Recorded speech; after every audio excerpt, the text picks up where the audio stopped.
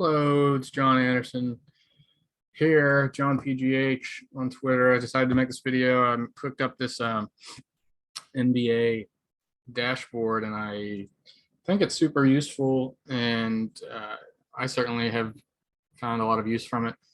But I know that can be a little overwhelming or confusing for some people who haven't seen stuff like this before. So I figured I'd make a video, just try to keep this to 5-10 minutes to go over it. So we won't waste any time here. I'm sharing the screen here now. You see, all right, so Tableau public is basically just, there's like 3 data files underneath of this that you can manipulate with a user interface that we're seeing right now using Tableau. So instead of just a big ugly Excel sheet, it uses this, and you can use filters and searches and whatever to find what you want. So first tab here, these are the player projections. You see everybody playing today. I update this in the mornings and then throughout the day. Right now it's a little early on, so we're missing some stuff like ownership projections and whatnot. Those come later in the day as I work it up.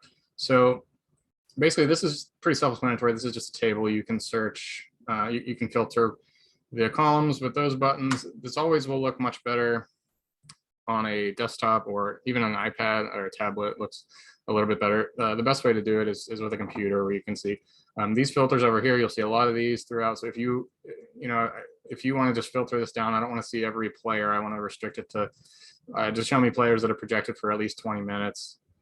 And then I put on these sliders here, the floor and ceiling numbers. These are estimations of the floor and ceiling a player could have. And what you can do with this is you can say, only show me players that ceiling is a 6x multiplier of their salary.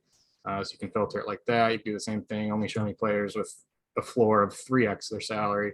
And as you can see, every time we're updating it, it's cutting the list down a little bit. If you fill out a lineup and you only have $4,000 left, you can come in here and show me, okay, show me everybody below 4,000. That empties it because we have these other filters. So clearing the other filters there with those buttons you just saw, we'll show you all those results. So DK Proj is the actual raw projected points, DraftKings points, and then the stat breakdown is there as well. So this would be, Jeremy Lamb right now is the highest projected player under 4,000. Anyway, so clear all those out. Next tab is team projections. Real simple stuff. This is just a table you can sort, but this is all the games on the slate tonight. You can order by team total, over, under, whatever. The rest of these are going to be more statistics based. Pardon me. So these are these per 36-minute actual stats. These aren't projections anymore. These are actually what's happened. Best thing to do here, if you're sorting by usage, you're usually going to find someone leading the league in usage that has only done it in 4 minutes, and it wouldn't sustain. So this is like a total minute thing. So after a few games in, right now most of the teams that have 3 or 4 games, 2 or 3 games, you can just like say cut it to players that have only shown 30 minutes, and there you go. You can see the big names at the top there in usage. Same thing here. This is DraftKings points per 36 minutes. So basically, it just says how many DraftKings points have they scored divided by minutes times 36, because 36 would more or less be considered a full game played. And I think that's like a standard, whatever. The one cool thing here is you can go and you can look at games that you can type in, show me only games where a certain player missed. So recently, Bradley Beal missed a game, which changes a lot of things. And that's kind of the whole thing of NBA fantasy, is lots change when a big name goes out. So we can search for Bradley Beal's name there, and this will be, he's only missed 1 game. So these are the numbers. We'll get rid of that minutes played filter. So this is what happened in that 1 game where he was out. You can see Spencer Dinwiddie's numbers really go up, and this is a good way to find, okay, which players really benefit when one of these big names is out.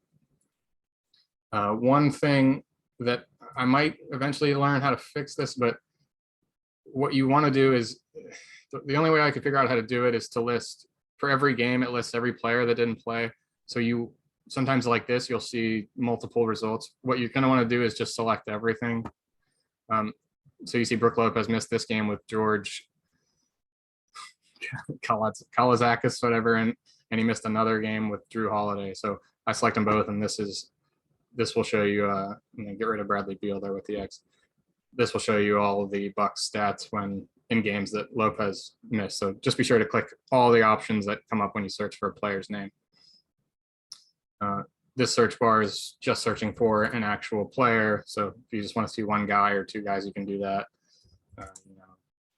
You can add multiple like that, and it'll filter it out like that. And then you use the X's to hide them. Next is total stats. These are not rate stats, it's just absolute what everybody's done. So, sorry, I didn't click that. So if you want to just see who's leading the league and DraftKings points, there you go. That's what it's automatically sorted as. Everything else is the same. Just basic table here, but you can filter by teams, whatever you may want to do. See how things are going. The next two are team defensive stats and team offensive stats. So what you'll see here is the Lakers are allowing 249.3 DraftKings points per game. One thing to note is that this does not count overtime games. It actually is a rate, sort of. So if what I did is I just add up all the stats and then divide them by 240, because 240 is a full game, 5 players playing 48 minutes, or 48 minutes being played times 5. So weird overtime games won't throw this off. We saw the first game of the year for Boston, and the Knicks, I think, went into overtime, and that really skewed the stats, but this controls for that. So the defense, the team D tab is what teams have done against these defenses. The team O tab is what offenses themselves have done. So right now the Timberwolves are leading the league, scoring 254.6 DraftKings points per game. Actual points per game that's what this column is. And you see Portland scoring 127.5, all the way down to Detroit only averaging 85. Stat shares, this is what percent. It's best to use this one just to click, select one single team. And of course, on all these, you can select custom date ranges as well. That'll be more useful once we get pretty deep into the season, if you only want to see what's going on over the last few weeks.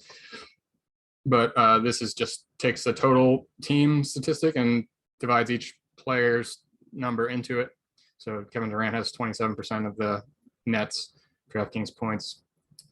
Harden is shooting 22% of their 3-point attempts. So if you know that a certain defense a team's playing really gives up a ton of 3-point attempts and you want to capitalize on that, you maybe go here and find which guys are shooting the most threes for each team. Salary tracker, this is pretty self-explanatory. Just, well, this is clearly broken right now. Well, maybe not, because Brooklyn only played one game on the actual slate. Looks like I missed. This one is not working right now. I will fix this. But what you'll see is that each player's salary throughout every day will have its own column. So it'll be a pretty big table, but it'll help you track salaries if you want to see who is priced up or down on a certain day. This is also self-explanatory here. Minutes played. That's what MP stands for. You want to see how a player, how many minutes each guy's playing, pick a team and see how their minutes are broken down. And this one's a little bit, so for this will look a lot better after we have a bunch of games under our logged away. So what you see here, you can pick 2 players. We can see James Harden. For each game, it shows his DraftKings points score and his minutes played. The blue line is DraftKings points, and the red line, or the orange line, is minutes. So what you kind of want to see is the blue line being way above the orange line, because that would mean that they're scoring more than one DraftKings point per minute, and the higher it is above, the bigger it is. But it shows you a good trend of how they're playing as well as what their production has been. So if we throw in like a low usage player here, like James Johnson, you'll see, well, I guess you don't have a lot of data on him yet. Blake Griffin has kind of become a lower usage player. So you can see his blue line is below his minutes. So it hasn't been good. On October 19th, he scored 14 DraftKings points in 23 minutes. So the scales get a little bit wonky. I'll probably clean this up as we move on, but right now it's kind of just a quick way to see a certain player and their performance and scoring per minute. So that's it. I update the projections throughout the day with news that changes, and pretty useful. I hope people enjoy it. I was shameless enough to put a tip jar link in there. That's my Venmo if you want to send me some money and appreciate the work. And I also appreciate any suggestions. If you want to add more stuff, there's a lot more we can do here. I'll probably be adding to this throughout the year, so keep an eye on for new tabs. Reach out to me on Twitter if you have any questions or requests or anything else. Thanks.